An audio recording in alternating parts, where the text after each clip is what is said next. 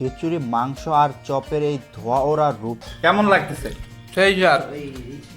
বন্ধু এবং ভাই বেদার মিলে আজকের এই পিকনিক 2026 সালের শুরুটা আমাদের স্মৃতি হয়ে থাকবে।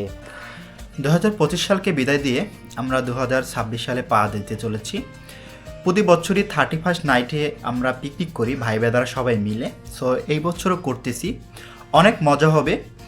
ভিডিওটি শেষ পর্যন্ত দেখতে থাকুন, আশা করি আপনাদের কাছে ভালো লাগবে।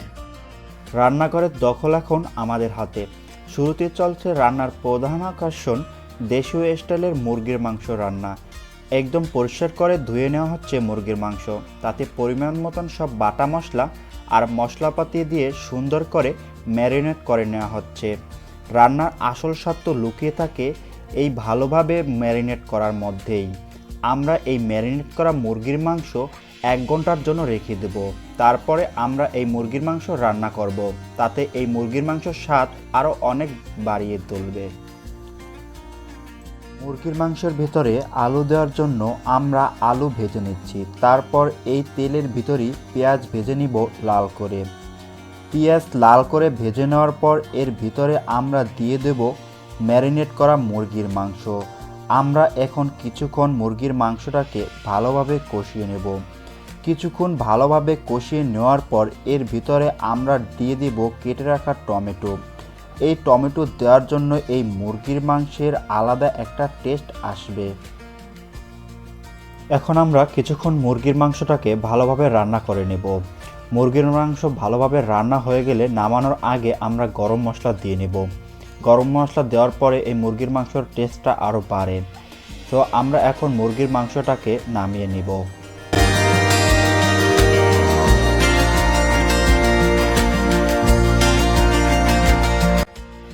এখন আমরা খিচুড়ি রান্না করব। খিচুড়ি রান্না করার জন্য প্রথমে দিয়ে দিচ্ছি সয়াবিন তেল, তার ভিতরে দিয়ে দিচ্ছি ঘি।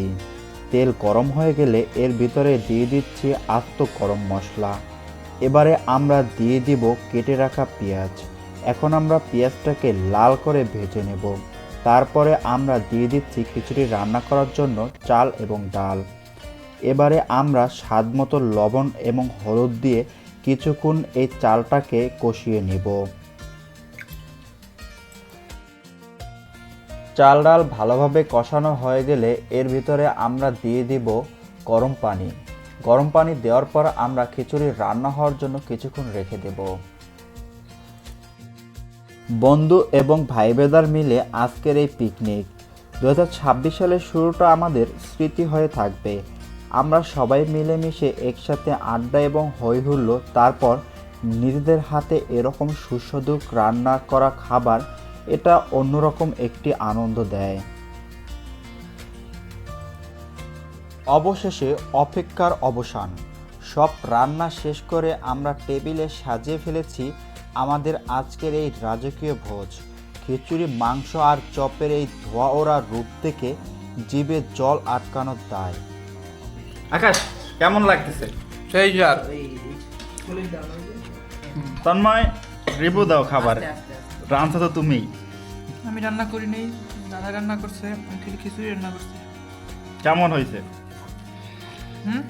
কেমন হয়েছে? রাঁধুনিরা রিভিউ দেয় না, যারা খাচ্ছে ও তাদের আচ্ছা, জিজ্ঞেস ঠিক আছে। করা। ভালো হয়েছে, খিচুড়ি অনেক ভালো হয়েছে। বছর শেষে এরকম পিকনিক আমার কাছে অনেক ভালো লেগেছে। আমরা অনেক হই হুল্লোড় মজা করেছি। আমাদের আজকের খাওয়া দাওয়া শেষ করলাম আমরা এই মাত্রই। অনেক মজা হয়েছে আজকের, আমরা অনেক মজা করছি।